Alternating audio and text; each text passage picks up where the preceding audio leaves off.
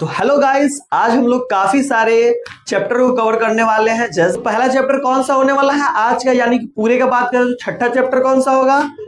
Tissue होगा। उसके बाद हम लोग क्या पढ़ेंगे? न्यूट्रिएंट्स पढ़ेंगे। उसके बाद में विटामिन्स पढ़ेंगे और ब्लड पढ़ेंगे और ब्लड के अलावा ब्लड ग्रुप पढ़ेंगे। इस तरह से हम पूरे 5 चैप्टर आज कवर करने वाले हैं। तो सबसे पहला चैप्टर मेरा क्या आता है? एनिमल टिश्यू, यानी कि हम लोग क्या पढ़ने वाले हैं? टिश्यू के बारे में पढ़ने वाले हैं। अब टिश्यू के स्टडी को क्या कहते हैं? हिस्टोलॉजी। क्या कहते हैं? हिस्टोलॉजी। कौन सा वर्ड है? लैटिन वर्ड है। कौन सा वर्ड है?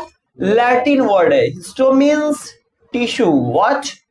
Histo means tissue, logy means study. तो हिस्टोलॉजी समझ में आ गया। और बताइए कितने तरह के, अच्छा एक बात बताइए, पहले टिश्यू बनता कैसे, इस बात का जानकारी होना बहुत जरूरी है। तो क्या होता है, पहले बहुत सारे सेल्स मिलके क्या बनाते हैं? टिश्यू बनाते हैं। बहुत सारे टिश्यू मिलके क्या बनाएंगे? ऑर्गेन्स बनाएंगे। ऑर्गेन्स बनाएंगे और काफी सारे ऑर्गेन्स मिलके क्या बनाते हैं? ऑर्गेन सिस्टम बनाते हैं।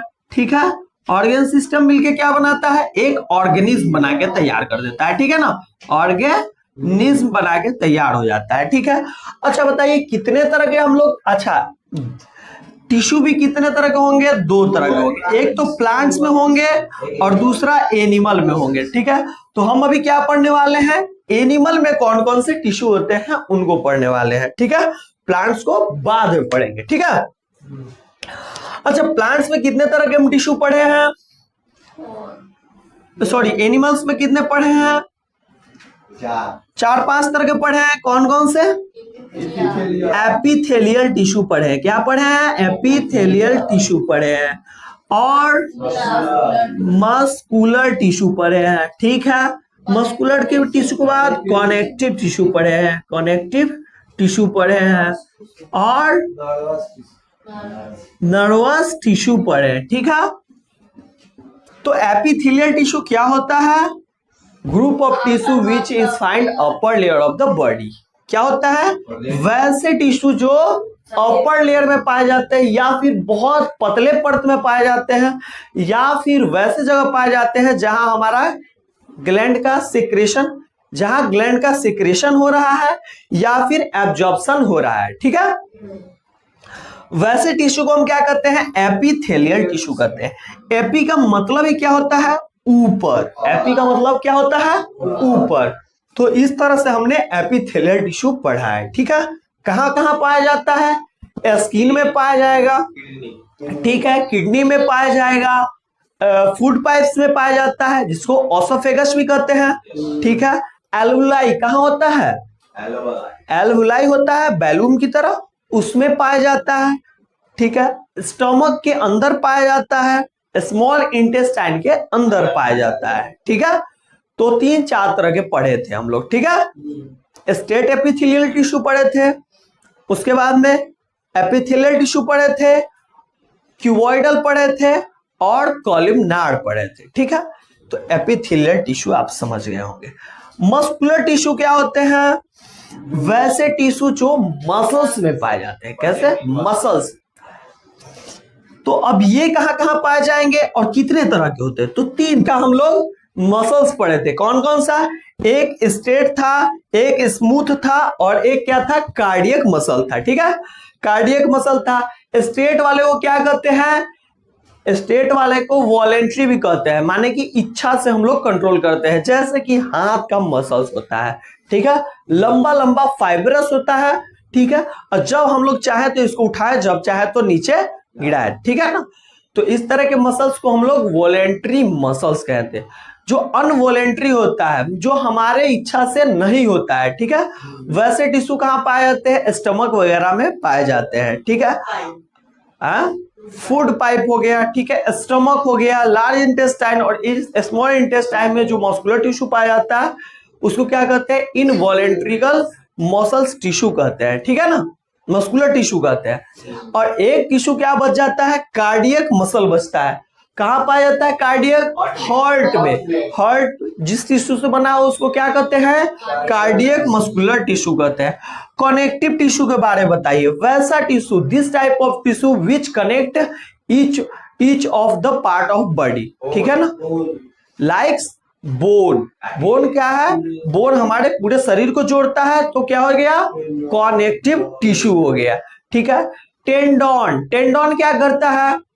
टेंडन क्या करता है? बोन्स और मसल्स को जोड़ता है, तो जोड़ने का काम कर रहा है, कनेक्टिविटी बना रहा है, तो ये भी क्या हो गया? कनेक्टिव टिश्यू हो गया।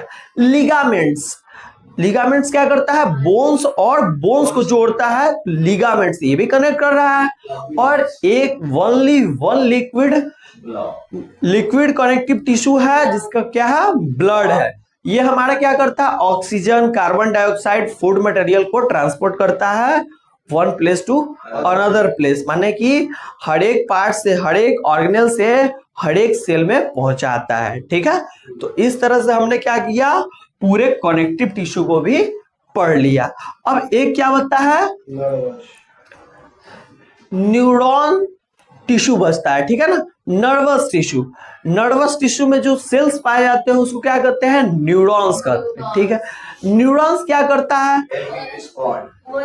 रिस्पॉन्ड करने के लिए हमको समझाता है या फिर कनेक्ट करता है, हमारे बॉडी को सिग्नल देता है, हमारे ब्रेन को सिग्नल देता है, ठीक है। ये क्या होते हैं? स्पाइनल कोर्ड्स में पाए जाते हैं, ठीक है। और ये हमें इंफॉर्मेशन देके कोऑर्डिनेट करता है, कनेक्ट करने का कोशिश करता है। और काफी सारे न्यूरॉन सेल मिलके क्या बनाते होंगे? नर्वस टिश्यू बनाते होंगे। तो इस तरह से हमारा क्या चैप्टर पूरा कंप्लीट हो जाता है। कौन सा चैप्टर कंप्लीट होता है? चैप्टर 6। नाम बताओ? टिश्यू, ठीक है। बढ़ते हैं अगले चैप्टर की तरफ। रोक नोड़े रोक खाली।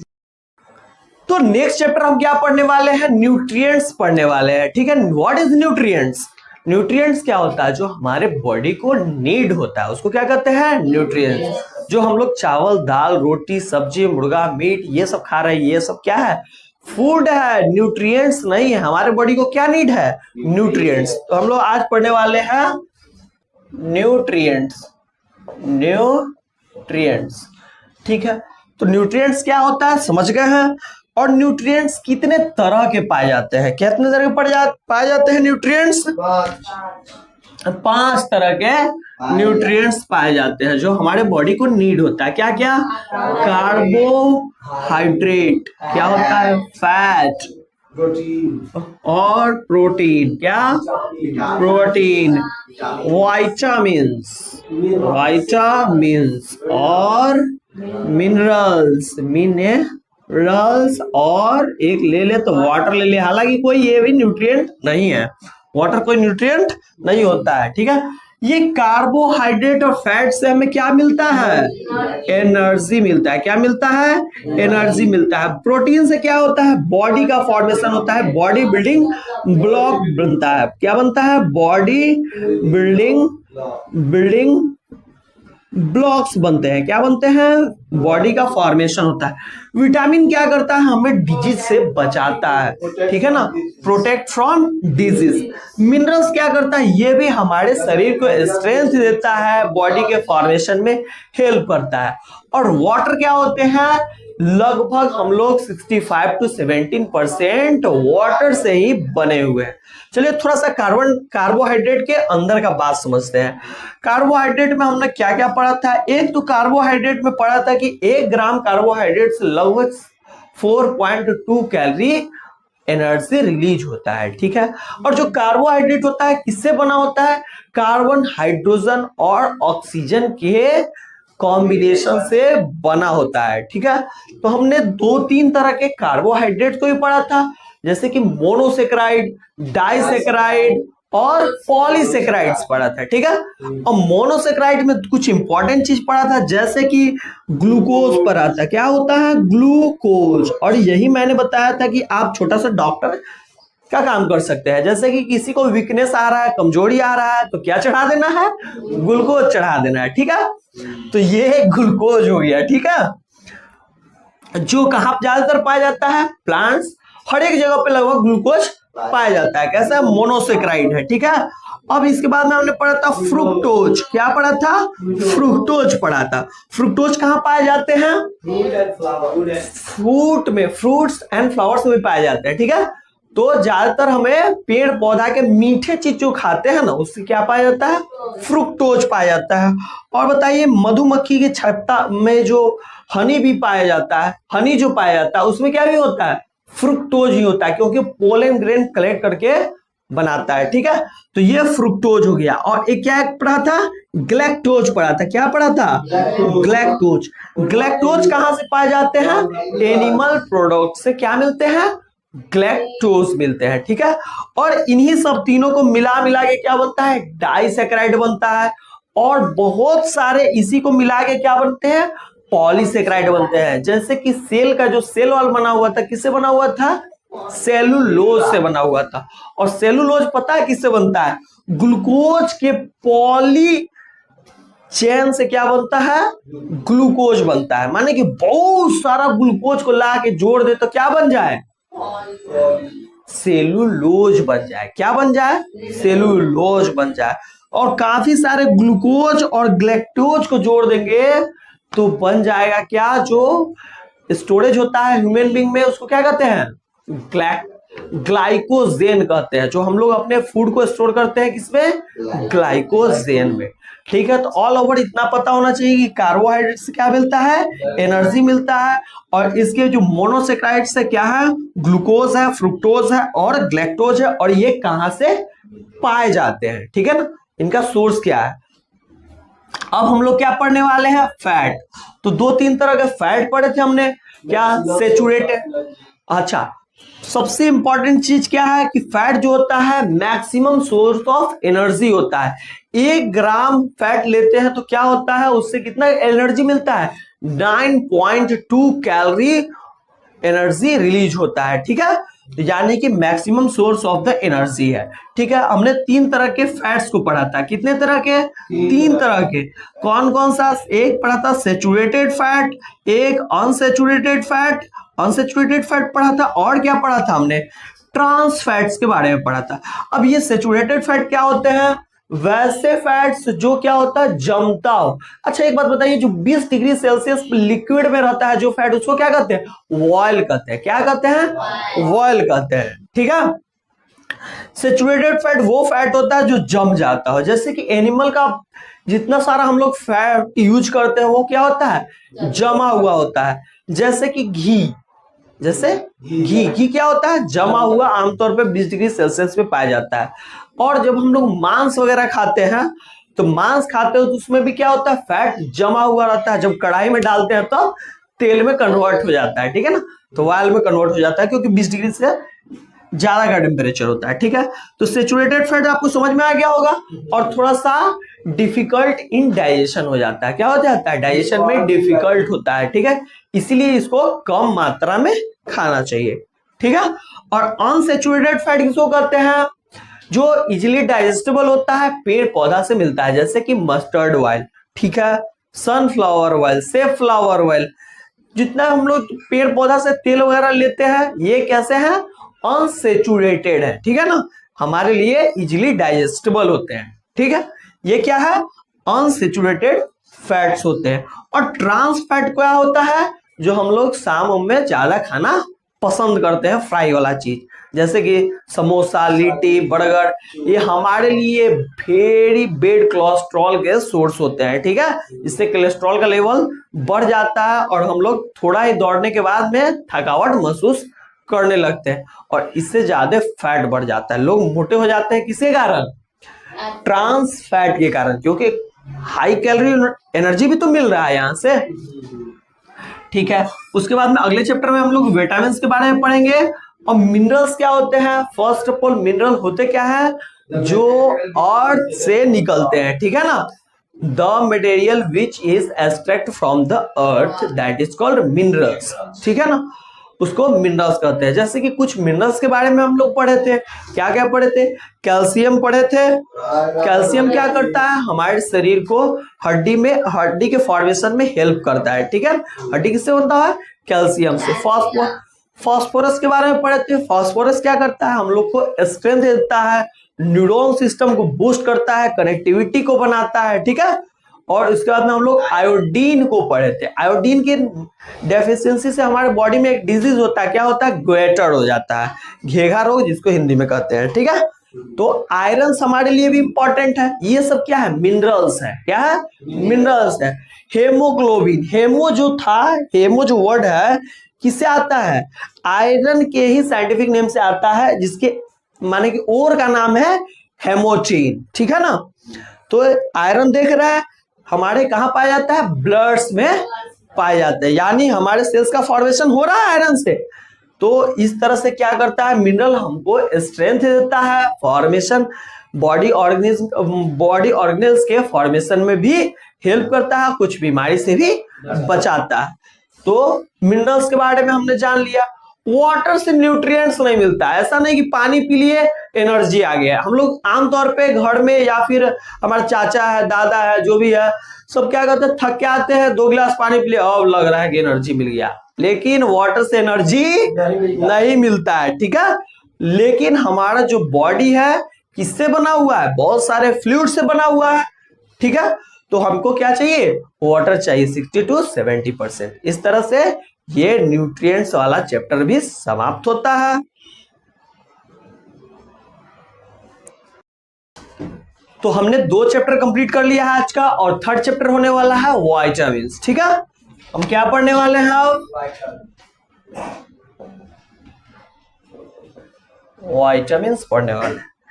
अच्छा बताइए, विटामिन्स का क्या काम होता है हमारे बॉडी में। अच्छा, विटामिन्स जो होता है एक तरह का न्यूट्रिएंट ही है, क्या है, न्यूट्रिएंट ही है, पिछले चैप्टर में पढ़े थे। और विटामिन्स क्या करता है, डिजीज से प्रोटेक्ट करता है, हमारे जो शरीर में घाव हो जाता है उसकी हीलिंग में वर्क करता है, ठीक है ना। हीलिंग माने घाव भरता है, ठीक है ना, डिजीज से प्रोटेक्ट करता है। और काफी सारे मिनरल जो डेफिशिएंसी हो जाते हैं, हम लोग को डेफिशिएंसी डिजीज होता है, उससे भी बचाता है। तो कितने तरह के हम लोग विटामिन पढ़े थे। अच्छा, कुछ ऐसे विटामिन होते हैं जो वाटर सॉल्यूबल होते हैं। कैसे होते हैं, वाटर सॉल्यूबल होते हैं, वाटर सॉल्यूबल। ऐसे विटामिन को हमको क्या करना चाहिए, डेली के डेली खाना चाहिए, ठीक है ना। नहीं तो हम लोग डेली के डेली इसको ड्रेन कर देते हैं बॉडी से, किसके थ्रू, या फिर यूरिनरी के थ्रू कर देते हैं, या फिर स्वेट के, पसीना के थ्रू निकाल देते हैं, ठीक है। कौन कौन से पढ़े थे वाटर सॉल्यूबल, बी और सी। विटामिन बी और सी क्या होता है, वाटर सॉल्यूबल होता है। और जो फैट सॉल्यूबल होता है, बाकी सारे क्या होते हैं, फैट सॉल्यूबल होते हैं। फैट सॉल्यूबल एराडाइट ट्रिक होता है, ठीक है ना।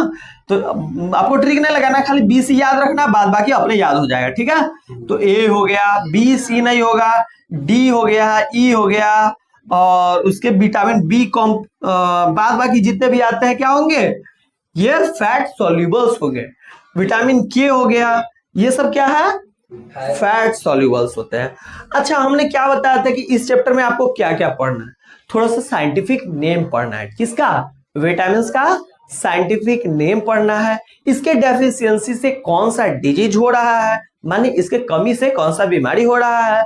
और क्या पढ़ना था कि इसका मेन सोर्स कहाँ है, कैसे लेंगे इसको, कैसे हम अपने शरीर में किसी भी चीज का कमी हो पा रहा है तो उसको कहां से पूरा करेंगे। यही 2-3 चीज पढ़े थे। चलिए हम लोग शुरू करते हैं पूरे चैप्टर को। तो हम लोग आते हैं विटामिन ए में। विटामिन ए का क्या था साइंटिफिक नेम, याद करवाए थे, रेटिना में नल। रेटिना में नल लग जाता है, साइंटिफिक नेम रेटिनॉल कहते हैं। क्या कहते हैं, रेटिनॉल। इसका साइंटिफिक नेम रेटिनॉल है, ठीक है, रेटिनॉल, ठीक है। इससे जो बीमारी हो रहा था, क्या हो रहा था, नाइट ब्लाइंडनेस जैसा बीमारी हो जा रहा था। कैसा बीमारी हो रहा था, नाइट ब्लाइंडनेस हो जा रहा था, ठीक है। अब इसका सोर्स क्या है हमारे पास में, मैंगो है, आम है, गाजर है, और आपको एक सबसे बड़ा सोर्स जो सबसे ज्यादा पाया जाता है विटामिन है, क्या बताया था मैंने, बथुआ बताया था, चिलोपोडियम बताया था, ठीक है ना। उसका साइंटिफिक नेम होता है, छोड़िए आपको नहीं, बथुआ समझना, ठीक है ना। काफी मात्रा में विटामिन ए किसमें पाया जाता है? बथुआ में। ऐसा नहीं कि साग वाल खाने वाला व्यक्ति को अब जानवर समझ लीजिए, बहुत होशियार होता है वो, समझे? विटामिन बी में हमने काफी सारे विटामिन को पढ़ा था, इसीलिए इसको क्या कहते हैं? विटामिन बी कॉम्प्लेक्स भी कहते हैं। क्या कहते हैं? विटामिन बी कॉम्प्लेक्स कहते हैं, क्योंकि काफी सारे विटामिन इसमें आते हैं। इसमें vitamin B1, B2, B3, B5, 4 नहीं होता है, ठीक है? B6, B7, B12, ठीक है? और सॉरी B9 भी एक, ठीक है ना? B7, B12 होता है, ठीक है? अब चलिए जल्दी जल्दी हम लोग पढ़ते हैं इसको क्या कहते हैं? बायोटीन कहते हैं। क्या कहते हैं? सॉरी थायमीन कहते हैं इसको। क्या कहते हैं? थायमीन। एक ट्रिक भी मैंने पढ़ाया था, क्या ट्रिक पढ़ा था? थार्निकोपेपाइसाइड। तो ये क्या है? थायमीन है, राइबोफ्लेविन है, इसको नियासिन या फिर निकोटिनोमाइड भी कहते हैं, ठीक है ना? नियासिन या फिर निकोटिनामाइड भी कहते हैं, ठीक है? और ये क्या है? पेंटोथेनिक एसिड है, पायराडॉक्सिन है, बायोटीन है, नहीं इसको बायोटीन नहीं, B9 को बायोटीन कहते हैं, और इसको अच्छा B7 को ही बायोटीन कहते हैं, और इसको क्या है B9 का? Folic acid. क्या होता है? फॉलिक एसिड, ठीक है? और इसको साइनाकोबालामीन कहते हैं। क्या कहते हैं? साइनोकोबालामीन्स कहते हैं, ठीक है? तो पेंटोथेनिक एसिड आप सब नाम जानते हैं, आपके नोट्स में है, ठीक है? तो इससे क्या होता है? एक बीमारी जो होता था, क्या होता था? नहीं बेरी होता है। क्या होता है? बेरी डिजीज हो जाता है, ठीक है ना? तो बेरी डिजीज जो होता है, और इसका क्या सोर्स है? काजू वगैरह इसका सोर्स होता है, ड्राई फ्रूट्स इसका सोर्स होता है, ठीक है? और B2 देख रहा है, इसकी डेफिशिएंसी से स्किन डिजीज होने का खतरा होता है, ठीक है? B3 को छोड़ देते हैं, बी पेंटाथोनिक एसिड को भी छोड़ते हैं, इससे एनीमिया जैसा प्रॉब्लम हो जाता है, ब्लड का कमी हो जाता है, ठीक है? B7 बायोटीन की कमी से बाल झड़ने लगता है, स्किन में डिजीज आ जाता है, आपकी मेमोरी में जो है ना, याद रखने का पावर भी घटता है। किसके कारण? विटामिन 7 के कारण। B9 से भी क्या होता है? पर्सिशियस एनीमिया हो जाता है, माने खतरनाक एनीमिया हो जाता है, ठीक है ना?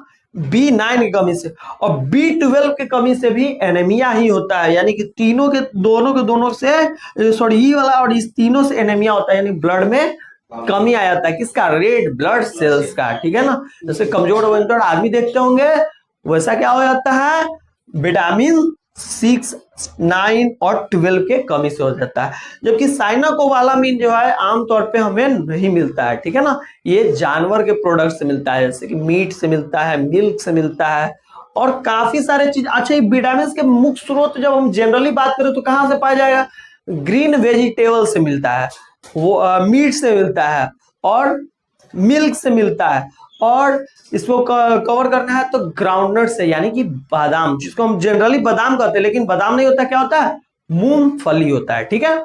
ये सब कहां से मिल जाता है हम लोग को? इन सारे प्रोडक्ट से मिलते हैं, ड्राई फ्रूट से मिलते हैं, ठीक है? ड्राई फ्रूट्स मतलब अरे सूखा हुआ फल खाते हैं ना, जैसे काजू खा रहे हैं, किशमिश खा रहे हैं, ये सब क्या है? ड्राई फ्रूट्स है, ठीक है? विटामिन ए हो गया, बी हो गया, विटामिन सी। बताइए विटामिन सी का क्या नाम है? Ascorbic acid. इसकी कमी से कौन सा बीमारी हो जाता है? स्कर्वी डिजीज होता है। क्या होता है? Scurvy disease. व्हाइटनेस आ जाता है, या फिर मुंह में छाला आ जाता हो, ठीक है? इसको क्या कहते हैं? स्कर्वी डिजीज कहते हैं। और इसका सोर्स क्या है? इसका सोर्स है पेड़ पौधा से मिलने वाला खट्टा फल, ठीक है ना? यानी कि पेड़ पौधा के प्रोडक्ट से ही मिलता है विटामिन सी, ठीक है? और ये भी क्या आता है? वाटर सोल्यूबल होना, यानी कि डेली डाइट्स में हमको अपटेक करना चाहिए। क्या करना चाहिए? डेली डाइट्स में अपटेक माने लेना चाहिए। कौन कौन? विटामिन बी और सी। चलिए अब हम लोग क्या पढ़ते हैं? विटामिन डी के बारे में। क्या पढ़ेंगे? Vitamin D. इसका साइंटिफिक नेम क्या है? कैल्सीफेरॉल है। क्या है? कैल्सीफेरॉल। एक बात मैंने आपको जरूर बताया था, ऐसा नहीं कि आप धूप में चले गए तो विटामिन डी उसमें से मिल गया। हम लोग सनलाइट के प्रेजेंस में विटामिन डी का सिंथेसिस करते हैं बॉडी में, ठीक है ना, शरीर में बनता है, मिलता नहीं है उससे, उसके प्रेजेंस में बनता है, ठीक है ना। और हमको विटामिन डी क्या करता है? बोन्स को स्ट्रॉन्ग करने में बनता है, स्ट्रॉन्ग करने में मदद करता है, बोन्स के फॉर्मेशन में मदद करता है। तो आप विटामिन सी को समझ गए, और इसीलिए इसका नाम भी क्या है? कैल्सीफेरॉल। ठीक है, याद भी रह जाएगा, रह जाएगा। अब क्या आता है? विटामिन ई आता है। क्या आता है? Vitamin E. कैसे याद कराए थे? टोकोफेरॉल। ये स्टेरिलिटी वाला बीमारी इससे होता है, और इसको ब्यूटी विटामिन भी कहते हैं, क्योंकि जितना सारा हम प्रोडक्ट यूज कर रहे हैं मेकअप के लिए, जितना भी सारा हम चीज यूज कर रहे हैं, मैंने ब्यूटी, अपने आप को ब्यूटिफिकेशन के लिए, सब किससे बना है? विटामिन ई के हेल्प से बना है। उसके बाद फेस पे चमक लाना हो, उसका बाल में चमक लाना हो, नरम करना हो, जैसे कि बहुत सारे देखिए स्किन डिजीज होता है, उसको नरम करना होता है, तो किसके हेल्प से करते हैं? विटामिन ए की हेल्प से करते हैं। और एक क्या होता है? बर्थ में भी हेल्प करता है। फीमेल का जब बच्चा दे रही होती है तो उस समय भी इजिली बच्चा बर्थ हो जाए, इसके लिए विटामिन ई का गोली खिलवाया जाता है, विटामिन ई का पूर्ति किया जाता है, ठीक है। और क्या करता है? इससे मेल स्टेरिलिटी भी होता है, स्पर्म के फॉर्मेशन या स्पर्म का काउंट लेवल बहुत कम हो जाता है, ठीक है ना। इसीलिए जब बच्चा नहीं होता तो क्या बोलते हैं? बार बार सबको टोकते हैं। तो इससे क्या याद हो गया? टोको फेर फेर। कैसे? टोको फेर फेर टोको, बार बार टोक रहे हैं, उसको क्या कहते हैं हम लोग गांव में? फेर फेर टोको। तो टोकोफेरॉल, इसका साइंटिफिक नेम क्या हो गया? टोकोफेरॉल। अब ब्यूटी करना है तो विटामिन ई खाइए, लगाइए नहीं, ठीक है, लगाइए लगाइए, कभी कभी लगा लीजिए, ठीक है। तो विटामिन ई इस तरह से। और देखिए विटामिन 7 को ही एच कह देते हैं। और एक विटामिन के बचा है। क्या बचा है? विटामिन के बच गया है। विटामिन के प्लास्टोथ्रोम्बिन कहते हैं इसको। क्या कहते हैं? प्लास्टोथ्रोम्बिन इसका साइंटिफिक नेम होता है। और मेन इसका हेल्प क्या होता है? ब्लड क्लॉटिंग में होता है, ठीक है, ब्लड क्लॉटिंग में हेल्प करता है। तो इस तरह से पूरे विटामिन को हमने कंप्लीट कर लिया है। और एक बात और बता देना चाहते हैं, विटामिन के किससे मिलता है? ज्यादातर लाल वाले चीज से मिलता है, जैसे मिर्ची से मिलता है, टमाटर से मिलता है, चुकंदर से मिलता है। तो रेड वाला जितने चीज होते हैं।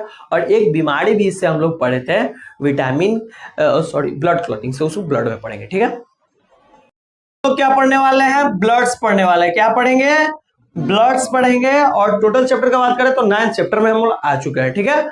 तो ब्लड क्या होता है? कनेक्टिव टिश्यू होता है। Only one liquid connective tissue के क्या होता है? ब्लड्स होते हैं, ठीक है। और ब्लड क्या करता है? Helps in transportation. इसको इसीलिए हम लोग अपने बॉडी का ट्रांसपोर्टेशन सिस्टम का पार्ट्स मानते हैं, ठीक है।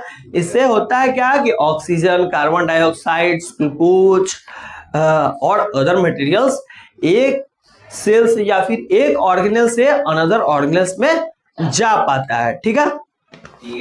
अच्छा, पूरा बॉडी का कितना वेट में पाया जाता है ब्लड? 7% ब्लड होता है, ठीक है। और एक अगर वॉल्यूम में बात करें तो कितना पाया जाए? हैं? मेल में कितने? वॉल्यूम मतलब लीटर में भाई, 5 से 6 लीटर पाया जाता है एक मेल में। और फीमेल में बात करें तो 4 से 5। ऐसा नहीं कि बच्चों में बात कर रहे हैं, यंग में एक बात कर रहे हैं, ठीक है। सर जन्म लिया बच्चा, आप कह दीजिए 4 लीटर खून होगा, नहीं होगा उसमें 4 लीटर खून, ठीक है ना। अब थोड़ा समझदार है, समझ के बताइए, ठीक है। और क्या यहाँ पे हम लोग हार्ट बीट के बारे में बात किए थे, तो लोअर हार्ट बीट कितने होते हैं? 80 होते हैं। और 120 अपर होते हैं, ठीक है।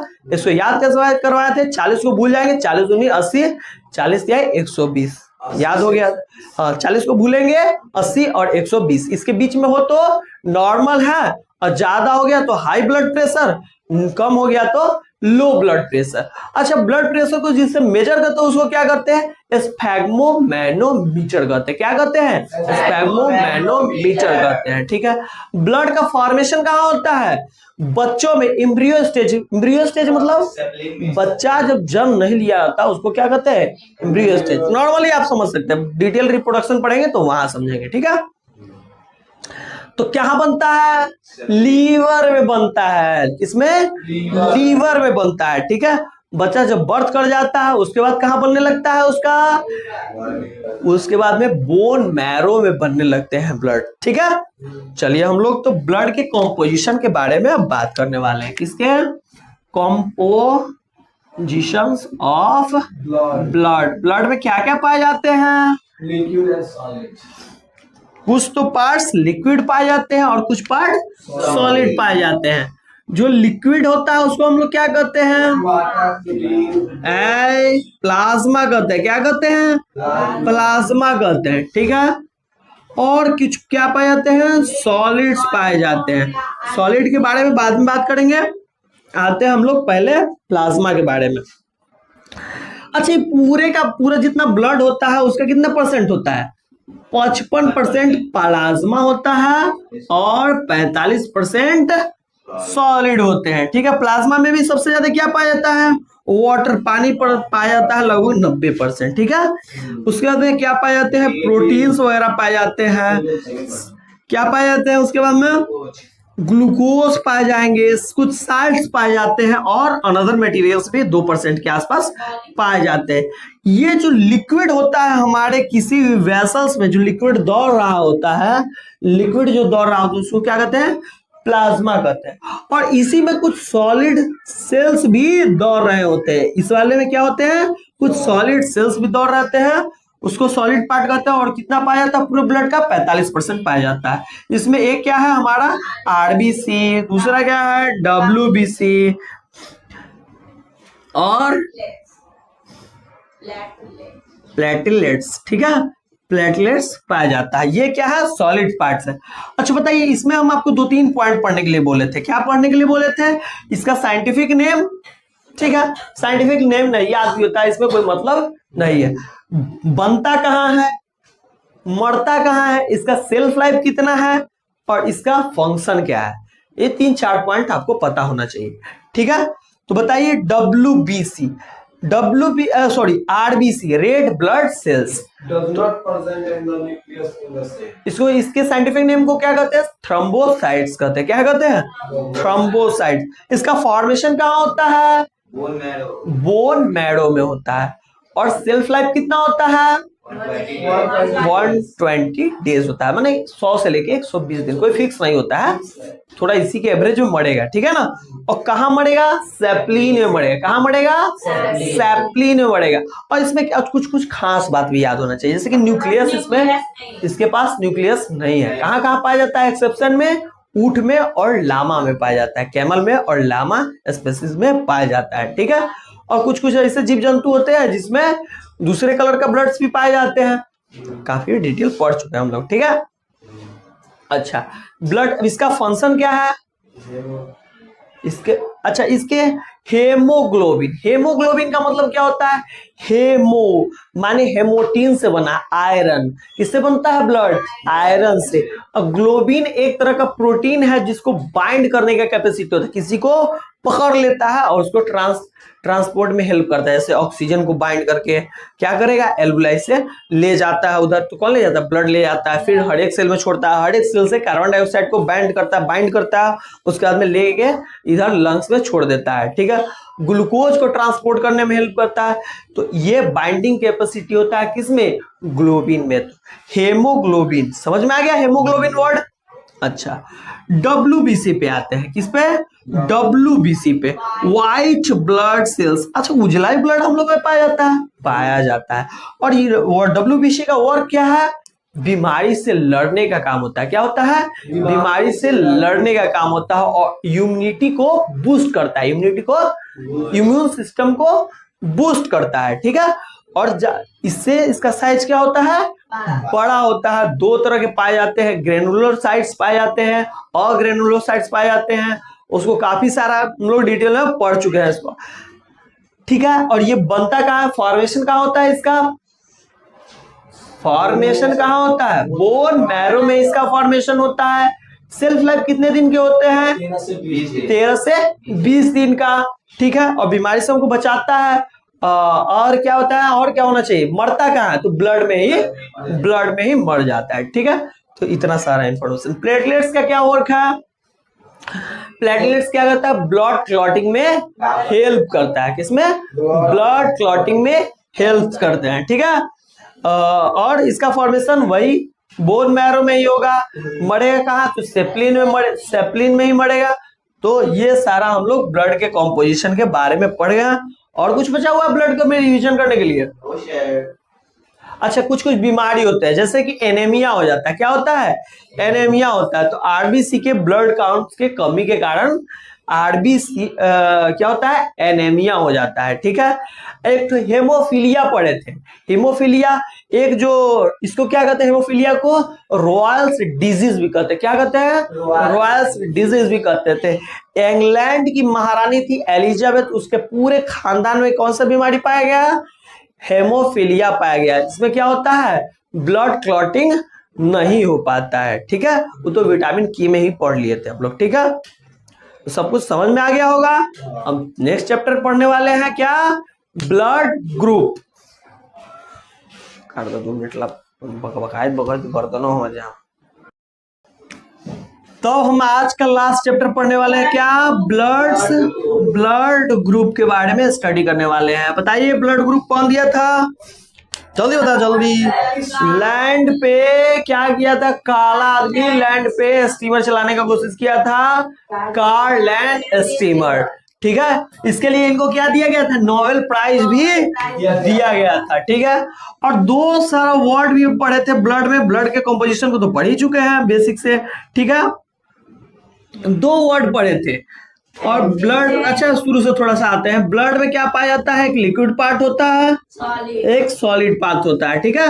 सॉलिड पार्ट में भी आरबीसी होते हैं। क्या होते हैं? आरबीसी, डब्ल्यूबीसी और प्लेटलेट्स पाए जाते हैं। सॉलिड पार्ट्स में काफी चीज होते हैं। और 2 वर्ड्स पढ़े थे हम लोग। क्या पढ़े थे? एक एंटीजेन पढ़े थे। क्या पढ़े थे? एंटीजेन पढ़े थे। और एंटीजेन में क्या पाया जाता है? और एंटीजेन के ही चलते हम लोग क्या कर पाते हैं? ब्लड का नॉमेनक्लेचर नाम दे पाते हैं, यानी ग्रुप्स का नाम बता पाते हैं। अच्छा, कितने ग्रुप्स पाए जाते हैं? जल्दी बताइए। ए बी हो गया, और ए बी हो गया, और ओ, ये सारे ब्लड पाए जाते हैं। और किससे पहचान होता है? एंटीजेन के प्रेजेंस पे। और किया कहाँ पाया जाता है एंटीजेंस? आरबीसी पे, ठीक है, रेड ब्लड सेल्स पे, ठीक है। और लिक्विड पार्ट यानी कि प्लाज्मा में क्या पाया जाता है? एंटीबॉडी पाया जाता है, ठीक है। एंटीबॉडी क्या होता है? इम्यून सिस्टम यानी कि इम्यूनिटी को बूस्ट करने में हेल्प करता है। कौन? एंटीबॉडी, ठीक है। और इस तरह से हमने एंटीबॉडी को समझा, एंटीजेन को समझा और एंटीबॉडी को भी समझा। एंटीजेन से क्या होता है? ब्लड का ग्रुप का पता चल पाता है। और हमने क्या क्या सीखा था? कुछ फिगर वगैरह भी बनाया था, ठीक है। जैसे ए बी और ओ। तो इसमें कौन से एंटीजन पाए जाएंगे? एंटीजन कौन पाए जाएंगे? तो ए ही पाया जाएगा। इसमें क्या पाया जाएगा? बी ही पाया जाएगा। इसमें क्या पाया जाएगा? ए बी ही पाया जाएगा। और इसमें एंटीजन ए बी में पाया जाएगा एंटीजन, लेकिन ओ में नहीं पाया जाएगा। इसका फिगर भी हम समझने का प्रयास किए थे। कैसे? ऐसे ऐसे करके, ठीक है। और इसका क्या बताते हैं? कोनिकल टाइप का होता है, ऐसे करके,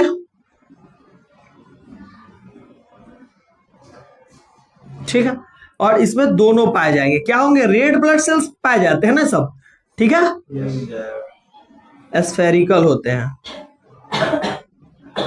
तो इस तरह के एंटीजन होते हैं और इसमें एंटीजन नहीं होता है, इसीलिए तो हम लोग ब्लड ट्रांसफर करवा पाते हैं इसी में भी। और क्या पढ़े थे? एंटीबॉडीज पढ़े थे। तो इसमें एंटीबॉडी कौन पाया जाएगा? बी पाया जाएगा। एंटीबॉडी कौन पाया जाएगा? बी पाया जाएगा। बी में क्या पाया जाएगा? ए पाया जाता है। इसमें नहीं पाया जाता है। और इसमें दोनों ही पाए जाते हैं, ए भी पाए जाते हैं और बी भी पाए जाते हैं। दो को हम फिगर बना देते हैं यहाँ फटाफट से। इस तरह के थे जो क्या हो जाता था? फंस जाता था। कॉनिकल होगा, ठीक है। नहीं फंसेगा। हाँ, तो अपोजिट पाया जाएगा तो क्या होगा कि नहीं फंसेगा, ठीक है। तो ये सर्कुलर होते हैं थोड़ा सा, ठीक है, इसमें एंटीजन नहीं होता है। सॉरी एंटीबॉडी पाया ही नहीं जाता है AB में, और इसमें दोनों पाए जाएंगे। कैसे पाए जाएंगे? ये वाला भी पाया जाएगा और ये वाला भी अलग अलग पाया जाएगा, ठीक है। इसीलिए क्या होता है, ये यूनिवर्सल रिसीवर होता है और वो क्या होता है, यूनिवर्सल डोनर होता है। और किसके चलते ब्लड जो होता है क्लॉट हो जाता है? एंटीबॉडी के चलते। एक बात और हम आपको बताते हैं, जब भी हम लोग ब्लड ट्रांसफर करते हैं वन पर्सन अनदर पर्सन में, तो क्या हो जाता है वहां पे, जब दूसरे व्यक्ति को दे रहे होते हैं तो देने वाला जो व्यक्ति होता है उसका एंटीबॉडी डीएक्टिवेट हो जाता है या फिर डिस्ट्रॉय हो जाता है, ठीक है। जब भी हम ब्लड देते हैं तो जिसको दे रहे हैं उसके एंटीबॉडी को देख के ही ब्लड देते हैं। और इसमें हमने बताया था कि किसको क्या ब्लड देना चाहिए, नहीं देना चाहिए, क्यों नहीं देना चाहिए, क्या ब्लड क्लॉटिंग क्यों हो जाता है, ये सब बात बाकी हम सब लोग पढ़ चुके हैं, ठीक है। और उसके बाद में हम थोड़ा सा रिवीजन कर लेते हैं RH फैक्टर के बारे में। RH फैक्टर किससे दिया गया था? फिर से एक बार 1940 में खोज किए, कौन? लैंड स्किनर साहब। किसमें? कौन सा बंदर था? रीसस मंकी था, उसी के ब्लड में एक प्रोटीन पाया गया, प्रोटीन RH फैक्टर, ठीक है। RH फैक्टर रीसस मंकी में जो एक तरह का स्पेशल प्रोटीन पाया गया था उसके सेल्स में, उसी से खोज किया गया, इसीलिए RH इसका नाम रख दिया गया था।